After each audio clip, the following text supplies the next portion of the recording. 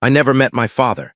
He left my mother shortly before she finished high school, and I have no idea who he is or if he knows about me. Mom kept her pregnancy a secret until after graduation. When her parents found out she was having a baby, they kicked her out. With nowhere to go, she moved to a small town in north-central Pennsylvania, where her great-aunt Sally ran a diner. Mom lived in the apartment above the diner and worked as a waitress. Between her job and some help from the government, she managed to support us. For the first 6 years of my life, I don't think Mom dated at all. Whatever had happened before I was born led her to stay away from men. Aunt Sally told me this years later. Then Sam Bowie came into her life. A few years after Mom moved in with Aunt Sally, our town found out that a large company had bought 1,000 acres of forest land that had been cleared long ago. The company, BT Security, built a training center for security work, teaching everything from personal protection to special operations. They also trained foreign military teams. I later discovered that BT Security was a secret front for a government agency that needed a place to operate away from public view. Sam was the director of this training center. He was in his 40s and had retired from the military to work for the government. It would take me years to learn that Sam was also involved in other activities that were not really accepted by most law enforcement. My mom was nice and friendly, but she had put up strong walls to keep men away. Sam, however, managed to see the loving person behind those walls. As a bachelor, he decided that he wanted her in his life. Sam was very charming and persistent. He visited the diner for breakfast several times a week and showed a lot of interest in her. After months of effort, he finally got Mom to agree to go on a date. I think he won her over by being interested in me, too. From early on, he worked to include me in their lives. He took me to the center and let me see everything it offered to the public. He taught me to fish, hunt, play baseball, and took me camping. He treated me like a son he never had. If he was trying to win Mom over through me, it was a good plan. 6 months after their first date, Mom and I moved into Sam's house at the training center, and my life changed a lot. Soon after we moved in, Aunt Sally sold her diner and retired. She felt happy knowing that she was leaving us with someone who would take care of us.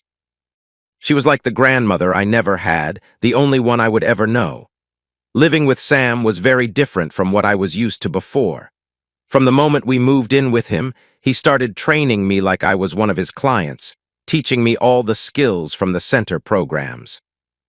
I spent hours learning martial arts, target practice, stalking, hunting, and even driving fast while avoiding danger. By the time I turned 16, I had skills that many trained soldiers would admire. Sam also made sure I learned several languages so I could talk to foreign clients. I became fluent in Spanish and could speak some Arabic and Russian. Sam and Mom never got married. I'm not sure why, but I knew Sam was the one great love of her life. She was everything he wanted. They were like a married couple in every way except for the legal part. To my happiness, he became the father I had never known, and I was the son he always wanted. Our happy family life shattered one cold December evening.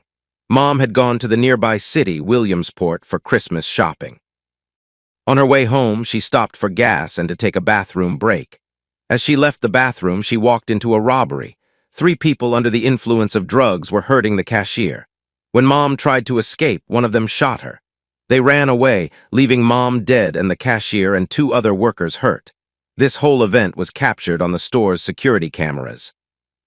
The police took the recordings and began searching for the suspects, but the cameras weren't very good, so the footage was hard to see. I had never seen Sam angry in the 10 years we had known him. He was the calmest, most controlled person I had ever met. I had met many men at the training center where I lived for years. When the state troopers came to tell us what happened to Mom, I finally understood the term cold fury. Sam's anger was not loud or explosive. It was the coldest rage I had ever seen. For the first time, I felt truly afraid of him. He was in a state I could not understand, but it felt more dangerous than a ticking time bomb. Things got worse when the autopsy revealed that Mom was 2 months pregnant with Sam's child, a boy. After Mom's funeral, Sam came to me. "I'm going to handle this. Those people should not have been allowed to run free. Since the law didn't deal with them, I will." "What do you mean, Sam? How will you handle this?" "You don't need to know the details." Just know that when I'm done, no more women will be at risk from them or the people who gave them drugs. Sam, aren't you worried about getting into trouble? That's my concern. I can't let your mom's memory go unhonored. Please be careful. I can't lose you too. Somehow, Sam got a copy of the security camera footage and called in some favors to improve the quality. With clear images of those responsible, Sam handed over the daily operations of the center to his second-in-command and went looking for them. This time, he wasn't hunting for animals. He was after men and wouldn't stop until he found them. Using the clear photos, Sam was able to run facial recognition software to identify the men who had harmed Mom. All three had long criminal records and should have been jailed, but they were free due to overcrowding and soft prosecutors. Sam believed that if the legal system had let these men run free, turning them in would be pointless. He also wanted to go after the people responsible for providing drugs to them. He went after them one by one, carefully isolating them and getting information in ways that were effective and harsh. After getting all the information he could, he made sure they disappeared without a trace. It was as if they had never been there at all. Then he began to work his way up the chain, step by step. By the time he was done, an entire drug operation had vanished, and several locations where drugs were made had caught fire, leading to the loss of lives there. In some cases, this even caused little forest fires in nearby woods. The supply of drugs had almost disappeared within a 50-mile area. When he finally came home, Sam simply told me that he had taken care of the problem and dealt with the men responsible for Mom's death. We never talked about the details, but I felt that some form of justice had been achieved. After Mom was gone, Sam stepped up my training. He taught me how to bypass security measures and enter secure places. He also made the training tougher, especially in martial arts, handling weapons, and skills related to tracking and escaping. I thought he would suggest I join the military after I graduated high school, but to my surprise, he said, "I've put a lot of time and effort into you, and I don't want to risk losing you to some lucky attack. I want you to work directly with me and be part of the team at the training center." So I became a part of the staff. However, working with me meant something different than I expected. Sam had often disappeared for a few days to a few weeks. He referred to these times as on assignment. He never spoke about what he did, but sometimes he came back looking worn out. Once I joined the staff, Sam told me more about those assignments. Sam worked as a hired agent for some government agencies, focusing on removing people who posed a danger to the United States but were too powerful politically to face direct action. He also dealt with some criminals who had managed to evade capture. Sam usually operated with a small group of skilled individuals, but sometimes worked alone. Now that he was almost 55, he wanted to prepare me to take over. Without sharing specific details, he explained what the assignments involved, the kind of people they targeted, and mentioned that there were payments made for successful completion of each task. If I joined the team, I would first be helping Sam or one of his teammates before I got tasks to handle on my own. I mentioned that Sam was very convincing, and with that skill, he persuaded me to join his team. My first mission was in Mexico, where Sam and I were sent to deal with a senior member of a cartel involved in human trafficking, specifically moving dangerous people across the border into the U.S. A government agency focused on security wanted to stop this, so we were sent to handle the person leading these activities. For almost a week, we hid in the bushes on a ridge overlooking the cartel member's house, which was about 2/3 of a mile away. We took turns in the two main roles. One of us would watch and the other would take the shot. When our target finally appeared, I was the one with the rifle. Sam helped me adjust for the wind and temperature to get the shot right. When the target paused on his porch, I took my chance and hit him in the chest. The bullet did its job, and we quickly left the area once the task was finished.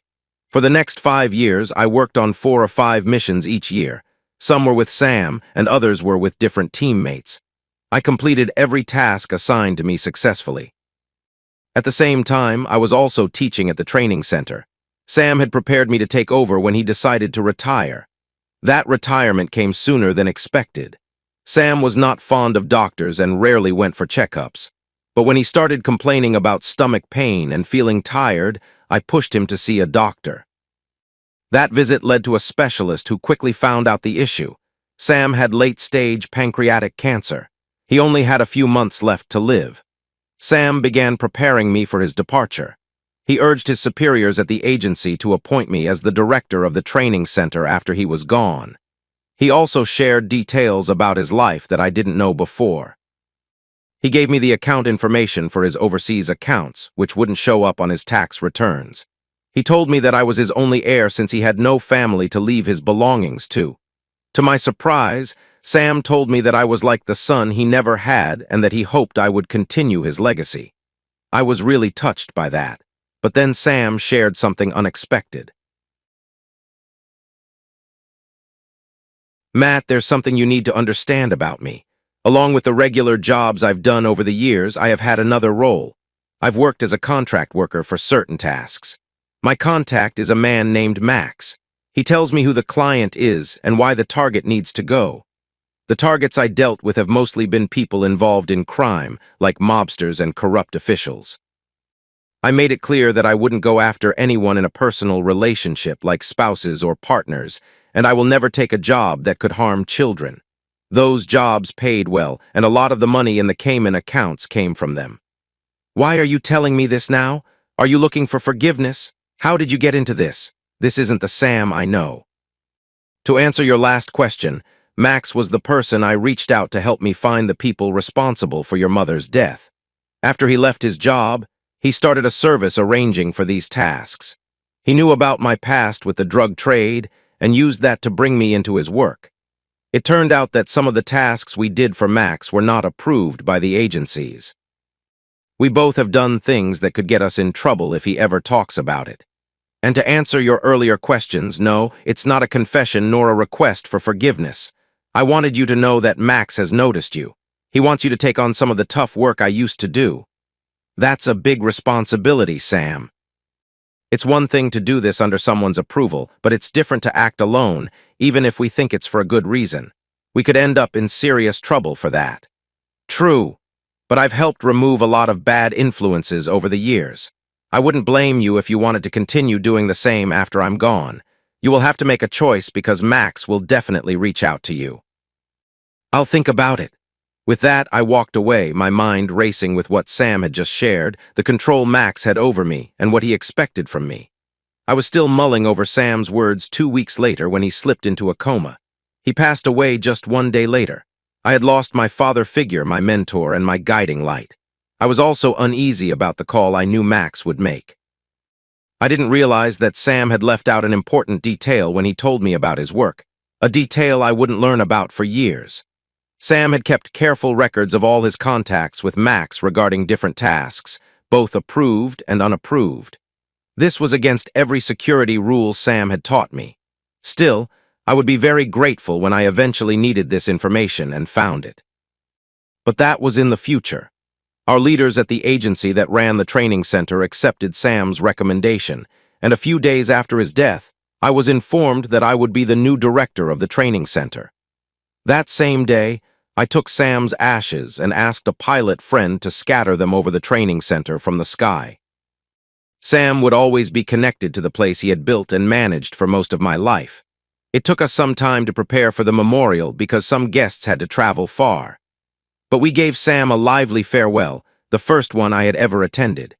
His friends and former co-workers, the staff of the training center, a few former students, and some locals came to remember him. After the service, we went through more drinks than I had seen in one place before. I think Sam would have enjoyed the gathering. Max didn't give me much time to grieve. Less than a month after Sam's death, a call came from a number I did not recognize. I answered and found Max on the line.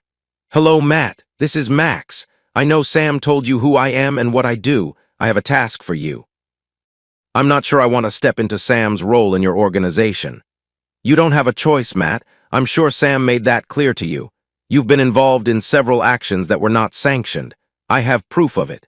If you're convicted for any of these, you could face serious consequences. I'm not asking if you want to take part. I'm telling you that you will take Sam's place." Now let's discuss the task. Sam's rules still matter. You must tell me who the client is and why the target is being removed. I won't take on anything that might harm a child. Do you understand? Of course. Those were Sam's rules. I respected them when he was working, so I will respect them with you as well. Now let's talk about your target. My first target was a senior member of MS-13 in the Virginia suburbs. He and his bodyguards had kidnapped and harmed the 19-year-old daughter of a well-known businessman. The police could not build a strong case against them, so the father sought help from Max for justice. My task was to remove the lieutenant and as many gang members as possible within a short time, especially focusing on the bodyguards. The father wanted justice before what would have been his daughter's 21st birthday. I ended up taking down the gang leader and his bodyguards, along with several other members of the gang. Their departures were quietly attributed to gang conflicts, and no one seemed too concerned about it. The local police made their usual inquiries, but were unable to solve the case. They concluded that the removal of these individuals was a positive thing for the community, so they quickly moved on to other matters. Between the assignments from various agencies and Max's other projects, I ended up going on a mission every few months. I was still in charge of the training center, but much of the daily work was handled by module leaders while my deputy managed the facility's administration. Over the next 2 years, I received several assignments from Max. Most of the unsanctioned ones were similar to the first, which was about dealing with problems in society. A couple of assignments were more complicated. They involved dealing with high-level managers engaged in unethical activities, and in one case, a powerful executive involved in a serious crime. The client for this assignment was a group of law enforcement officers who could not gather enough evidence to take action through the courts. Concerned about the well-being of children, I was especially motivated to take on that assignment, even doing it for a reduced fee. Nevertheless, I still collected my payment, which added to my savings. Before he died, Sam had warned me that Max sometimes let greed affect his choices. The unsanctioned tasks we carried out likely increased Max's own wealth. So, it was no surprise when Max contacted me for a high-paying job that, although I didn't know it at the time, went against our agreement on what kinds of targets I would accept. The client was Willard Doors, a very wealthy businessman from Silicon Valley. The target was a woman named Margaret O'Brien. O'Brien was said to have taken important secret software and sold it to Russian and Chinese buyers. She was living in a big house on Long Island. Max gave me the security plans for the house and details about the guards there. My job was to get past the security and remove Ms. O'Brien. I had to make it look like a robbery that had gone wrong. The detail Max shared about the security raised some concerns for me. In the past, I had scouted places where my targets were located, learning about their security systems on my own and often testing them before trying to get in. The amount of information that Doors had shared with Max, and Max with me, suggested a level of familiarity that made me question the story behind it. My research also led me to wonder if this was just a very well-paying job. There were whispers that Ms. O'Brien and Doors had been in a relationship that had ended not long ago, and she had left the company after their breakup. Still, a job worth $500,000 was hard to turn down, even if I had doubts about it. I prepared my gear and went to Long Island with the clear intention of following through with my assignment. Thanks to the information from Doors, getting into the house in the early morning was easy. I carefully avoided the areas with cameras, slipped through the kitchen door, went up the stairs, and entered the room where Ms. O'Brien was supposed to be sleeping. I was dressed in black and my face was covered. My weapon was a silent Glock 9. I expected to wake Ms. O'Brien so she would sit up in bed, and then I would take my shot. What I didn't expect was for her to come out of her bathroom wearing a nightgown that clearly showed she was very pregnant. I was also surprised by her calm response to finding me there. She looked at me and said, "I see my husband Willard has decided that having me removed is cheaper than sticking to our prenuptial agreement. I had hoped he would let me leave quietly to have this baby. It's his after all, and what I'm owed is just a small part of his wealth. In my career, I have seen many people react in different ways when facing their end. They have begged, cried, prayed, and even offered large sums of money or other favors.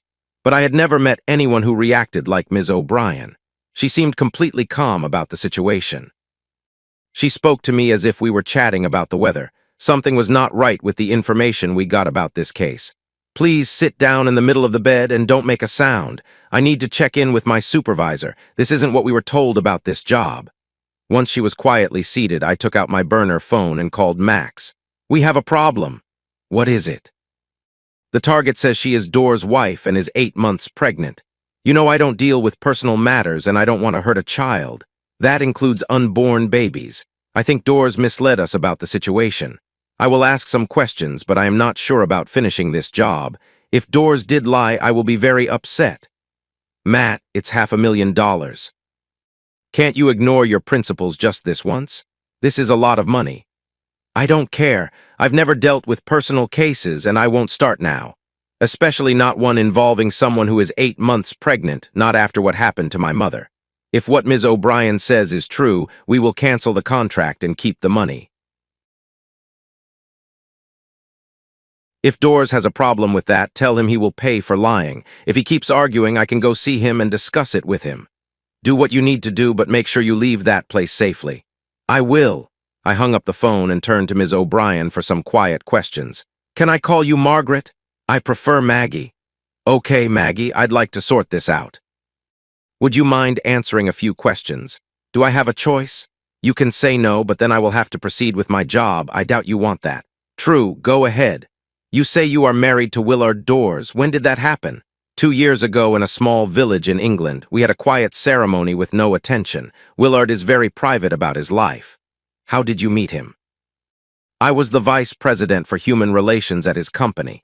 We met about 5 years ago, began dating 4 years ago, and got married after 2 years of dating. So what's the issue? Willard has lost interest in me and is now with a younger woman who is also pregnant. She wants her child to be his only heir. He is so taken with her that he wants to make that happen. That's why he sought your help. Why not just divorce you? There are several reasons. First, getting a divorce would bring unwanted attention to his private life, which he hates. His personal life was exposed to the public. Moreover, the prenup required a one-time payment of $100 million plus $100,000 each month for alimony and child support for every child. These amounts would increase each year due to inflation. He was also responsible for any college or graduate school expenses for the child. Lastly, he wanted to marry his partner before their child was born because he didn't want his child to be seen as illegitimate. The divorce process in the states where he could file took longer than the time left in her pregnancy. I understand. Do you have anything to convince me that you are telling the truth instead of making excuses? There is a safe behind the picture on the wall. Inside, you'll find our marriage license and a copy of the prenup. I'll give you the code. Using the information Maggie provided, I opened the safe and took out the documents. The marriage license appeared to be an original and showed Willard Doors and Margaret O'Brien as the couple. The prenup had the same names. I'm sorry, Maggie. There seems to have been a big mistake. Can you tell me where to find your husband? He and his partner are at our townhouse in Manhattan. Would you like the address and security code? Yes, please. She provided the address, which I memorized.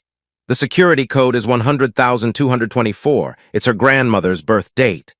Thank you, Maggie. I'll let you rest now. Your pregnancy must be exhausting. However, I need to make sure you stay quiet so you don't alert the guards or police before I leave. I'll try to be as gentle as possible. After securing Ms. O'Brien comfortably given the situation, I prepared to leave. Just before I went, I had one more thought. Ms. O'Brien, your security system isn't very good.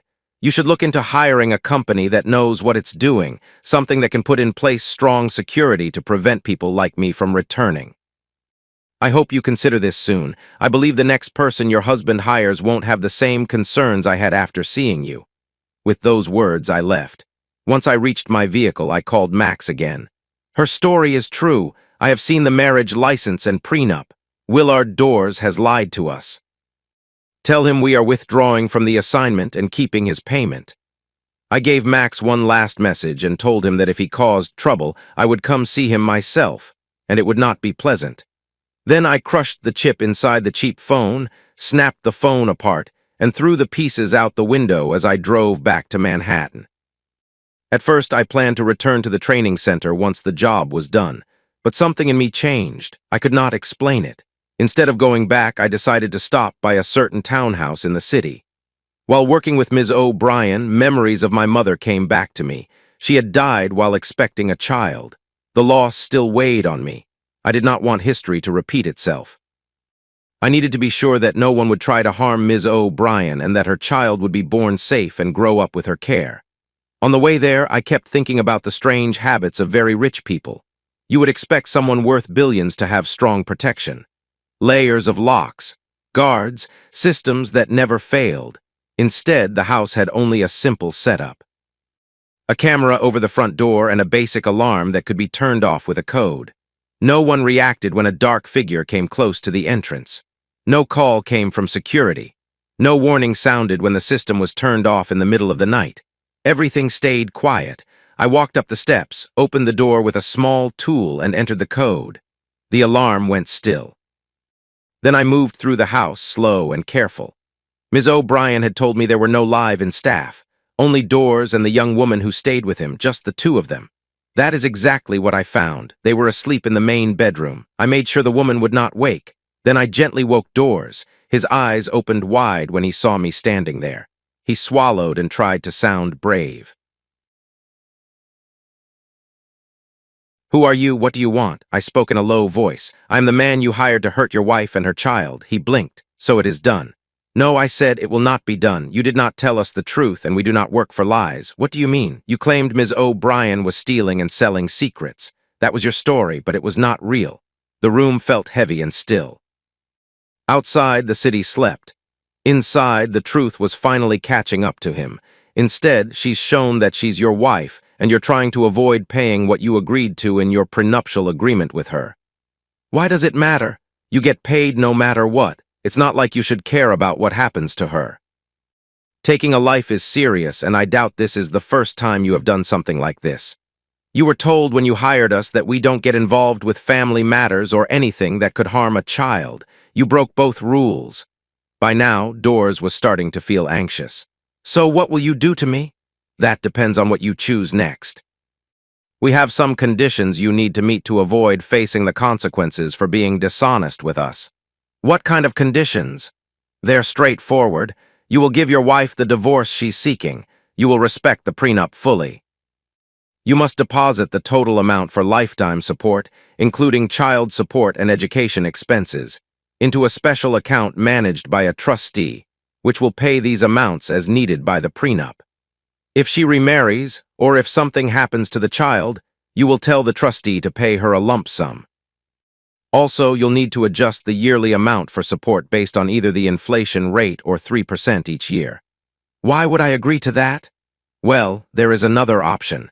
I could end your life right now, making your wife very wealthy unexpectedly, and look over there at the little one sleeping beside you. I could easily put a weapon in her hand, making it seem like she was the one responsible.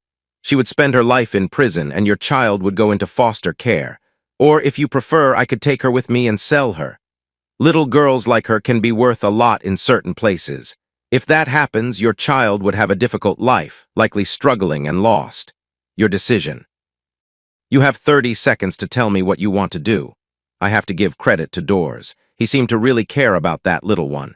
In less than 10 seconds, he said, "I will do what you ask. How do I show that I've followed through?" "Don't worry, we have ways to check on those things. You have 7 days after you are notified to sign the divorce papers and fulfill your obligations. If you wait longer than that, one of us will come back. You won't like what will happen if we have to return. And by the way, you will not receive your payment for being dishonest with us." After saying that, I gave Doors a dose of the same medicine I had used on his friend and left him asleep on the bed. I left the same way I came in, got my car from the parking garage, and drove back to the training center. My contacts confirmed that Doors had done exactly what I had asked him to do. With that information, I moved on from Doors, the assignment, and Ms. O'Brien. 18 months later, I found myself in New York City to meet a possible client. The head of security for the president of a Central American country wanted to hire someone to improve the skills of the security staff. I met with him at a hotel in Midtown Manhattan. The meeting went well, and I felt confident that we would be selected to provide the training. When I was in New York City, I usually liked to visit a couple of art galleries if I had time. I didn't have specific favorites, but I had become interested in art while I was in high school. This was partly because of a crush I had on my art teacher. Though my feelings for the teacher faded, my interest in art remained. After meeting with the client, I took a cab to a gallery I had heard about but hadn't been to before to see what they had. To my surprise, shortly after I got there, two strong-looking men walked into the gallery. A quick glance told me they were carrying weapons. Since it is nearly impossible to get a permit for that in New York City, I watched them closely. They were followed by a very fashionable woman wearing a scarf and large sunglasses. Another woman who also seemed armed followed her. It appeared that a well-known celebrity was in the gallery, as she had 3 armed people with her. I took a keen interest in how the security team did their job, but I wasn't impressed.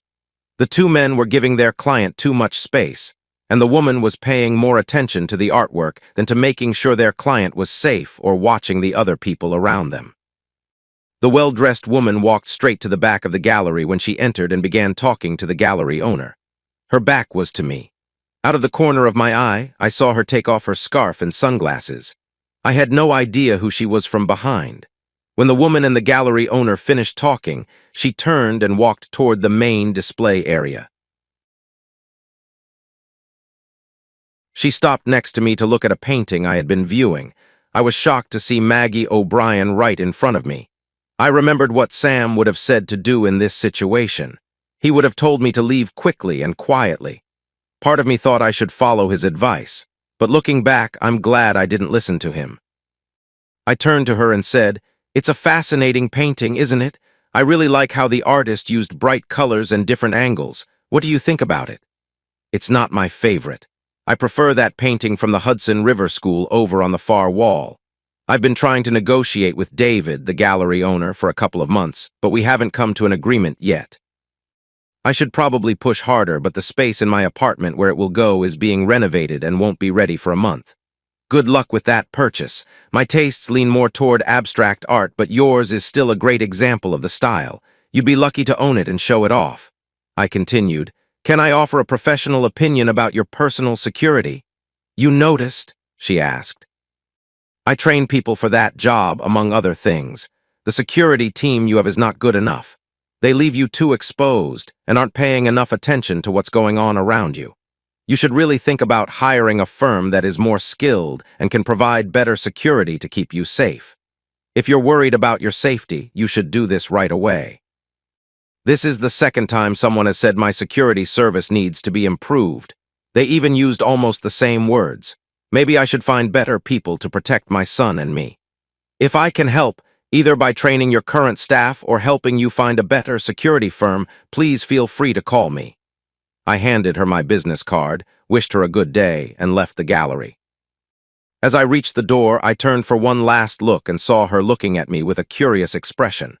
Had she recognized me? Probably not. It had been over a year, and I had been dressed in a way that hid my face.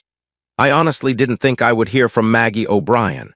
Wealthy people usually have staff to handle things, assuming that Maggie was even interested in checking on her security team.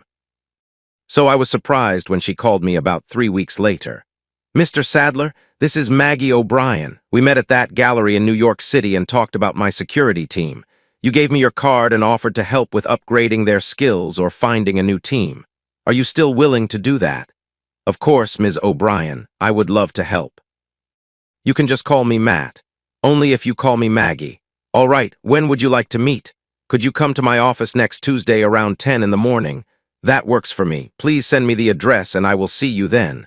"Thank you very much. I look forward to it." "So do I." She ended the call and I noted our meeting in my calendar. That Saturday evening, Maggie left a theater in Times Square with her security team. They were too spread out. A thief saw an opening, rushed in from behind, grabbed her purse, and vanished into the crowd. I didn't find out about this at the time. A purse snatching in Times Square happens often and usually doesn't make the news. They are as common as morning sunshine.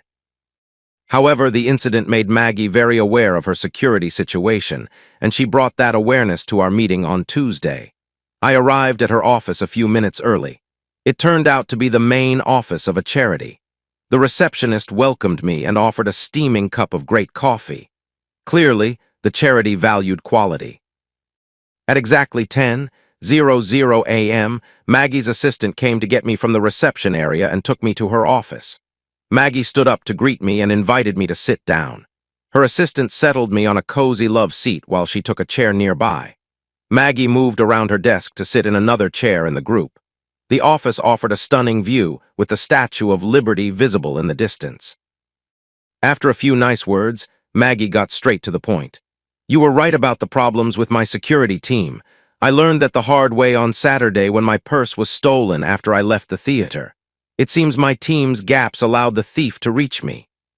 The value of what was taken is not as important as the fact that it happened in a crowded area in New York. I need your advice on improving my security, possibly choosing a new service provider if necessary, and training myself to better protect my son and me. We can help with that. Our training center is in North Central Pennsylvania. My instructors can evaluate your current team's skills. They will decide if your team can improve enough to stay or if they need to be replaced. If a replacement is needed, we can help you find a new provider. What about the training for me? What are you hoping to achieve? I don't want to become an expert fighter, but I need enough skills to defend myself and my son against common threats. Can you help with that? How much time can you commit to training? How much would I need to train?" I suggest a month of daily training for 4 to 6 hours each day to build a good foundation. After that, you could train 2 to 3 times a week at a local facility for 1 or 2 hours. We can set you up with a place in the city once you've established that foundation. When can we start? We are about to begin a 1-month break for staff vacations, but we can set up a one-on-one class starting next week. Who will be the instructor? My top trainer in unarmed combat will lead the sessions. He will stay, and I will compensate him for the time off. I don't want to be away from my son for a month. Can I bring him and his nanny? We can arrange for you to stay in one of our cabins, which have 3 or 4 bedrooms. Since it's a quiet time, we can offer you a cabin for your private use. Will you be overseeing the training? I will supervise and might help with some teaching, depending on John's schedule.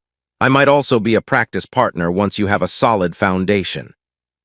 If this goes well, we can add a personalized training program to what we offer. You don't mind being our first student, do you? I'm okay with that if it helps me learn and achieve what I want. You haven't asked about costs. Matt, honestly, cost isn't a concern. After the break-in at my home a year and a half ago and the purse snatching incident, my safety is my top priority. All right.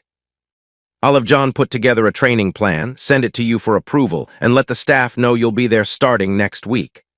I will also send you some security companies to think about replacing your current one.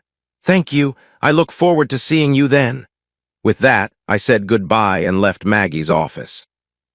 As I walked back to the training center, I called John to share what was happening and asked him to prepare a cabin for Maggie, her son, and the nanny. The following Sunday afternoon, Maggie, her son Ronan, and Ronan's nanny, Melissa, arrived in Maggie's car. I was surprised to see that she had come without any bodyguards. I stepped outside to greet them. "Welcome. I'm glad you made it here safely." I turned to the nanny and introduced myself, and Maggie introduced Melissa to me. "Where are your security people?" I asked. "I had them drop me off at the entrance. They're taking some time off. Since I'm spending a month here, I thought you and your staff could keep my son and me safe enough. What about when you need to leave the facility?" "I can always take you or John with me. I believe one of you is more than enough to keep us safe. Plus, with training for 4 to 6 hours a day, I won't have much energy for going out. Let's get you settled in your cabin, and I'll show you where the dining hall is. Your cabin has a kitchen, but we encourage students to eat in the dining hall. It helps everyone connect, especially our law enforcement clients. You will find me there for most meals. Melissa and Ronan can join us too.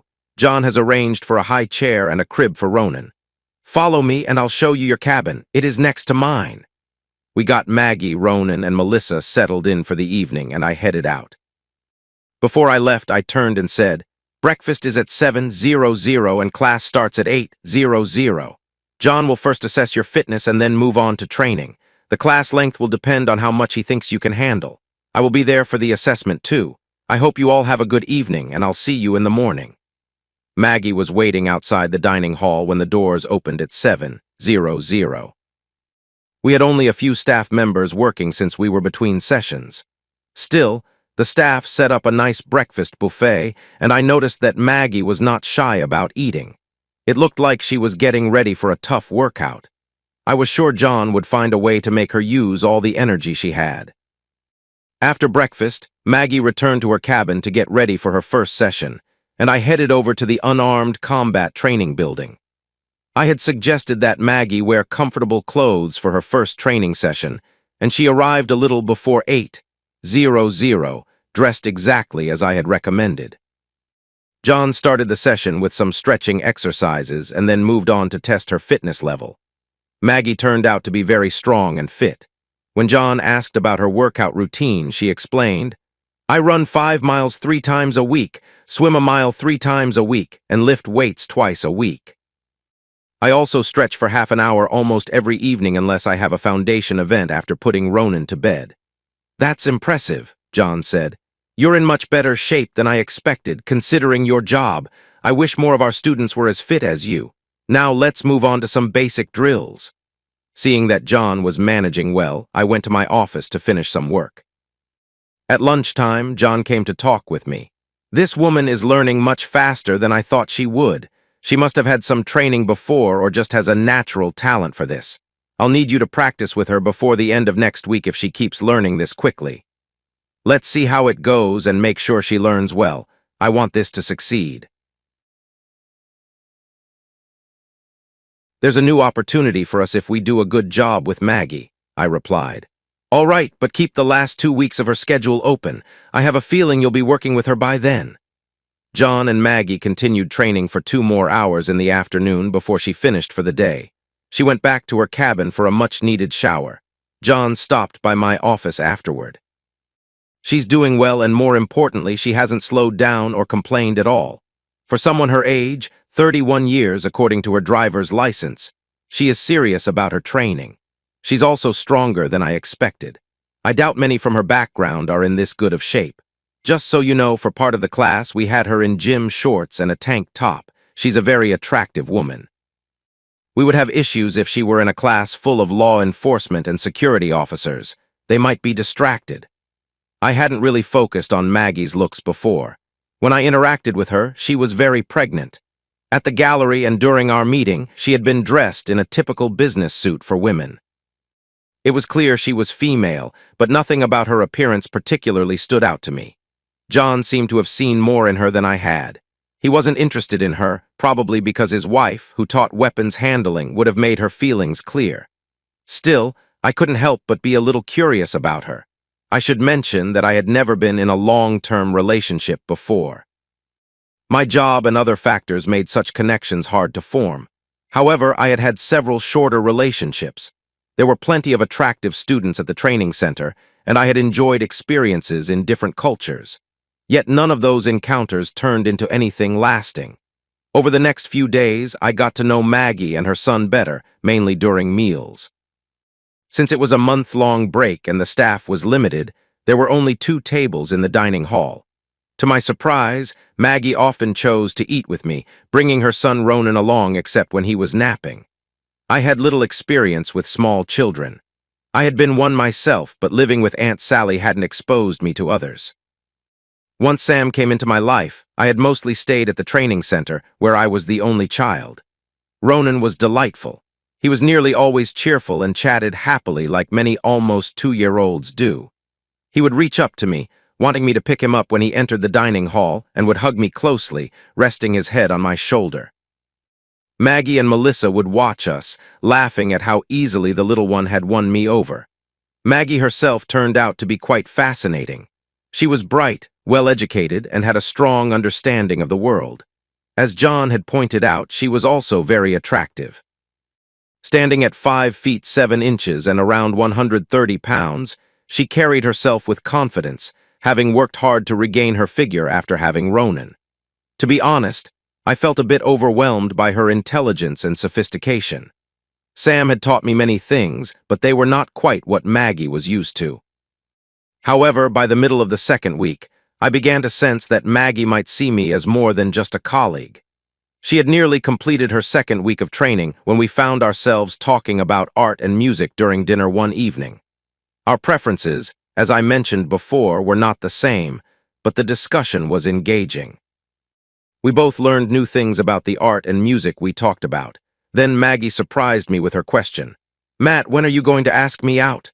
"Maggie? Come on, Matt, I know you like me. Plus, I can tell you get along well with my son and he likes you, so why not take me out?" This conversation was going in a direction I needed to think about quickly. "Well, Maggie, you're a client in our training program. It wouldn't be right for me to date you while you're still in it. I don't want to risk getting a bad review from you, especially since this training could bring in more clients. I wouldn't want to mess that up." "Why do you think that would ruin things?" "Do you really have to ask? Just look at us. You're very educated, quite wealthy, and you live in the city with security. You also have a past partner who is Ronan's father." I knew who the father was, but it was something no one publicly talked about. Mentioning it would be like admitting I was involved in a previous incident with Maggie when she was expecting. "Let's clear that up. You don't need to worry about Ronan's dad. He's not involved and has made it clear he doesn't want a part in our lives. He hasn't even met Ronan." Maggie went on, "I have no idea about your education, but you clearly know your stuff. I don't often meet people who can talk about art like you do. And so what if I have money? You run your training center well, and we've talked about your travels. You've been to many places, even more than I have." I decided it wasn't the right time to mention that most of my travels had been for work, and I hadn't really seen many tourist spots. She continued, "Living in the city is just where I've always been, but I've really enjoyed spending time here away from the busy life. I'm not saying I would want to live in rural north-central Pennsylvania forever, but my time here has made me appreciate slowing down and really enjoying life at a simpler pace." She finally said, "I promise that no matter how our date goes, I'll give my friends an honest opinion about the program you and John set up for me. Maggie, you should know that we aren't talking about fancy restaurants around here. The local diner is pretty much the only option unless you drive to Williamsport, and that's not known for fine dining. So, isn't a date more about the company than the food? As long as nobody gets sick, a simple meal can be just as enjoyable as a fancy dinner." She was making a good point, and soon everyone at the table was watching our conversation with interest. To my surprise, Melissa jumped in. "Come on, Matt, give her a chance. How often does an attractive woman ask you out? I haven't seen Maggie show interest in anyone since I started caring for Ronan. And you're single, too. Why not take a chance as two people who have talked for hours about things they both like? Do this for Maggie, even if not for yourself. She wouldn't have asked if she wasn't interested. Haven't you ever taken a chance?" Melissa's words sparked a wave of encouragement from our friends at both tables, all urging me to take Maggie out on a date. This wasn't the best time to think about taking chances with my work and my assignments, but I saw her point. I was a few years younger than Maggie, which didn't seem to bother her, and I had been out of the dating scene for a while with few options. So maybe I could take Maggie out for dinner, enjoy the evening, and see where it went. She was attractive, I liked her company, and I didn't think it would be awkward. "All right, Maggie, Saturday night it is. We'll leave here at 5 and drive to Williamsport. I'll make reservations at my favorite restaurant there, and we can enjoy the evening. Does that sound good?" "Absolutely." After hearing some playful cheers like, "All right, boss," we changed the topic to other things. On Saturday night, I dressed in a button-down shirt, khaki pants, and a navy blazer, then walked next door to pick up Maggie for our date. She looked lovely, wearing a little black dress that probably cost more than some of my friends' cars and a pair of low heels. She greeted me at the door and let me walk her to the car. After I opened her door and helped her into her seat, I went around to the driver's side, and we set off for Williamsport to have dinner. The drive took about 45 minutes, and Maggie asked me questions the whole way. She wanted to know about my past, my family, how I ended up working at and managing the camp, and where my love for art came from. I told her that I was an orphan. I never knew my father, and I lost my mother when I was a teenager. I explained Sam's role as a father figure, teacher, and mentor, and she understood how important he had been to me by the end of that part of our talk. We even shared a laugh about my crush on the art teacher and how it influenced my passion for art. By the time we reached the restaurant, Maggie knew as much about me as anyone outside my staff or the agencies that worked with us. Once we were seated and had ordered our food, I decided to turn the conversation toward Maggie. "Tell me about yourself. Where are you from? What's your family like? What did you do before having Ronan? How did you start running a foundation in New York?" Maggie laughed and said, "Are we practicing interrogation now?" "No, I'm just curious about your journey," I replied. "I was born and raised in Seattle. I'm an only child. My parents still live there, so I don't see them very much. I went to college at Notre Dame and studied psychology. Then I got a graduate degree from Harvard. I worked at a few different companies before joining a firm run by Willard Doors. You might have heard of him. I became his VP of Human Resources before leaving to have Ronan." "Is that where you met Ronan's father?" I asked. "Yes," she said, making a face that showed she was uncomfortable with the topic. "I don't mean to pry, but why isn't he part of your son's life?" "Ronan is such a lovely boy, and I can't imagine a father not wanting to be involved." I could picture situations from my own life, but I wanted to hear what Maggie would share about her relationship with Doors. "That's where I met him. We married, and then I got pregnant with Ronan. After that, he began seeing someone younger and had an affair that also led to a pregnancy. We divorced shortly after Ronan was born. He was very well known in Silicon Valley. You would probably recognize his name. The divorce gave me enough money to live comfortably without worries. He pays support for Ronan, but I haven't heard from him since just before Ronan was born." Maggie did a good job of sharing without disclosing too much about Doors. "That was quite skillfully explained, Maggie. You've shared everything about how Ronan came to be except who his father is. Are you hiding that on purpose or feeling ashamed of him? That earned me a sharp look. I've kept Ronan's father's name a secret. Our marriage was private, and even our divorce went unnoticed. My son doesn't need the burden of being linked to his father, especially since he's not involved in Ronan's life. If our relationship grows beyond just a couple of dates, I'll share more later. But for now, I want to keep Ronan's father out of our lives and this discussion." After that, we changed the subject. I have to say, dinner with Maggie was one of the most enjoyable evenings I'd had in a long time. It had been a while since I met someone as interesting as her. The attraction wasn't only about how she looked, although she was certainly attractive. It was her grace, confidence, and great conversation skills that made the evening so enjoyable. When we finished dinner and it was still light outside, I drove us to the levee by the Susquehanna River, and we walked by the water for almost an hour. By the time we returned to the car, she had taken my hand. That simple touch sent a surprising spark through me. I had never felt that way before. When we got back to my camp, I walked Maggie to her door. She turned and kissed my cheek. "I really enjoyed our evening, Matt. I'd like to do this again." "I enjoyed it too, Maggie, and I'd love to. How about next weekend? Since we have intense training sessions, it might be nice to plan it for a day without training. In the meantime, I look forward to our training and meals with you and Ronan." With that, I watched her walk into her cabin and then headed to mine. Honestly, I hadn't expected the evening to end like that. Usually, dates with women in training ended differently, so a kiss on the cheek and a gentle goodnight was a refreshing surprise. I was genuinely interested in Maggie, which was new for me. Despite our different backgrounds and experiences, I found her very engaging. The next week, I spent many hours with Maggie as her training partner and at meals. By then, Ronan had started to fuss if I wasn't sitting next to him at dinner, even insisting I pick him up. I was amused and flattered, but also slightly concerned about what it all meant.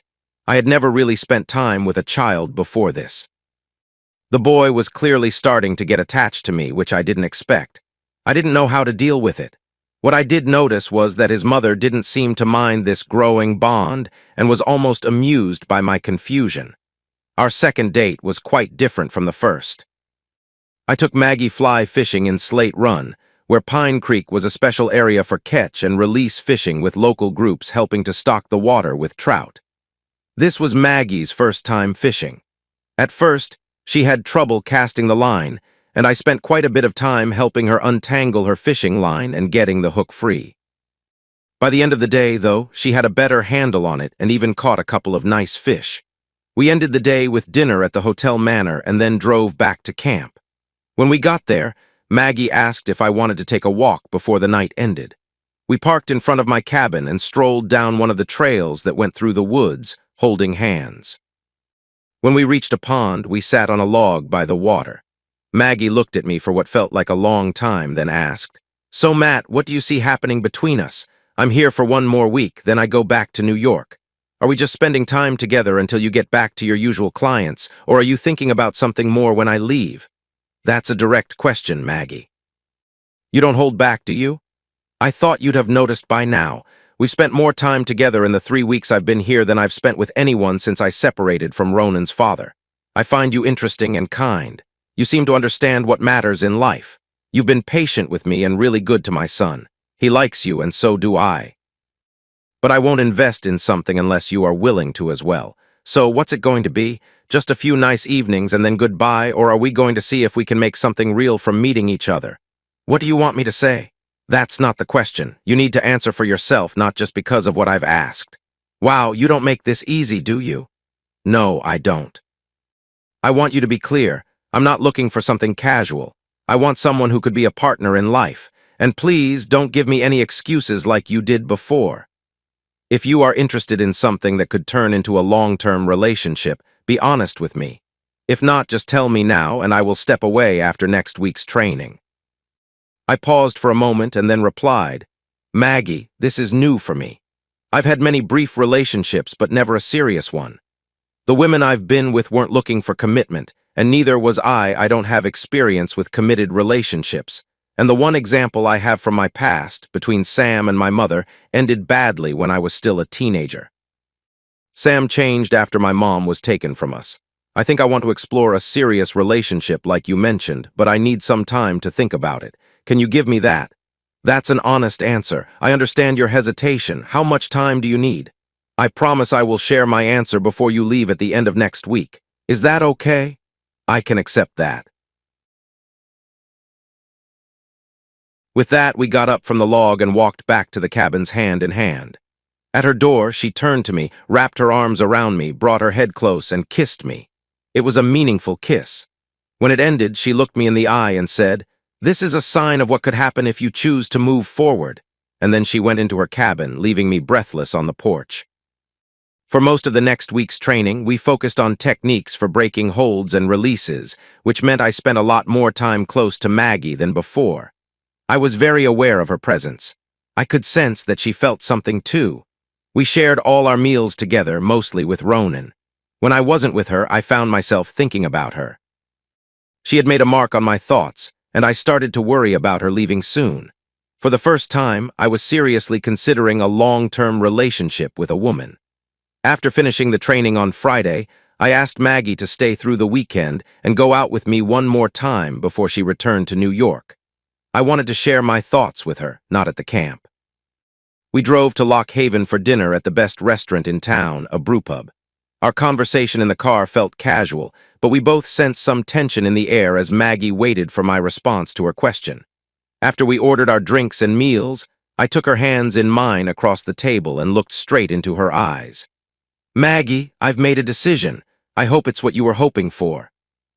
I've thought long and hard about this and have come to understand something that I never expected. I'm very drawn to you, not just physically, but also emotionally and intellectually. I would like to explore a relationship with you that might grow into something long-lasting or even permanent, but I do have some worries. Let's hear them, she replied. I have never had a relationship like the one you imagine. My past interactions with women have mostly been short encounters with campers or brief romances with women I met while traveling for work. The only long-term relationship I experienced was between Sam and my mother. I was just a teenager when that ended. As I mentioned a few weeks ago, Sam and my mother never married, and their relationship ended when my mother was tragically killed. Sam never moved on from that and didn't commit to anyone else. I know he loved my mother deeply, and he showed that in the way he sought justice for her after she was gone. I continued, we are from very different backgrounds. I told you about my worries regarding those differences the night you asked if I would ask you out. I know I will make mistakes because of these differences, and some of my actions might confuse or upset you. But I want you to know that I am committed to learning how to have the relationship you desire. I can imagine falling in love with you and Ronan and wanting to build a family together. Do you think you can be patient with me and forgive my mistakes along the way? I think I can do that, she said.